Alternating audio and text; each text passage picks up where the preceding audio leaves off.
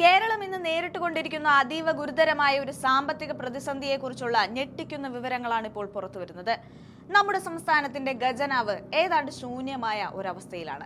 സാമ്പത്തിക വർഷം അവസാനിക്കാൻ ദിവസങ്ങൾ മാത്രം ബാക്കി നിൽക്കെ സർക്കാരിന്റെ ദൈനംദിന ചിലവുകൾക്കും കരാറുകാർക്ക് നൽകാനുള്ള പണത്തിനും വലിയ ക്ഷാമം നേരിടുകയാണ്.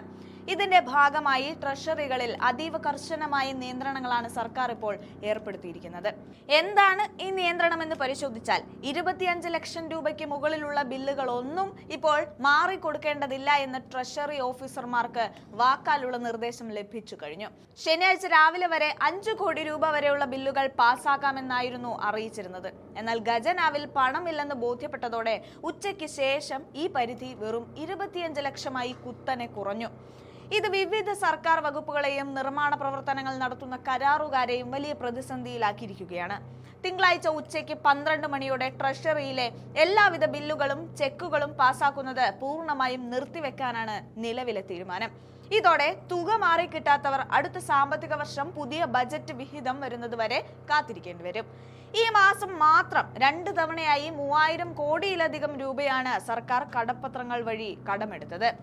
ഇത്രയും വലിയ തുക കടമായി വാങ്ങിയിട്ടും ശമ്പളവും പെൻഷനും മറ്റ് ആനുകൂല്യങ്ങളും നൽകാൻ സർക്കാർ പാടുപെടുകയാണ് എന്നതാണ് യാഥാർത്ഥ്യം. കേന്ദ്ര സർക്കാർ വിഹിതം വെട്ടിക്കുറച്ചതാണ് ഈ പ്രതിസന്ധിക്ക് കാരണമെന്നാണ് സംസ്ഥാന സർക്കാരിന്റെ വാദം. എങ്കിലും നികുതി പിരിവിലെ വീഴ്ചകളും അനാവശ്യ ധൂർത്തുമാണ് കേരളത്തെ ഈ അവസ്ഥയിൽ എത്തിച്ചതെന്നത് സാമ്പത്തിക വിദഗ്ധർ ചൂണ്ടിക്കാണിക്കുന്നുണ്ട്.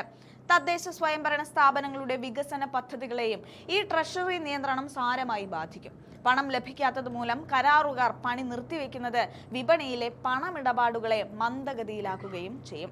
അടിയന്തര ആവശ്യങ്ങൾക്കുള്ള പണം പോലും കണ്ടെത്താൻ കഴിയാത്ത അവസ്ഥയിലേക്ക് സംസ്ഥാനം നീങ്ങുന്നത് വളരെ ഗൗരവകരമായ സാഹചര്യമാണ്. ഏപ്രിൽ മാസത്തിൽ വീണ്ടും കടമെടുത്ത് ഈ പ്രതിസന്ധി താൽക്കാലികമായി പരിഹരിക്കാനാണ് സർക്കാർ ശ്രമിക്കുന്നത്.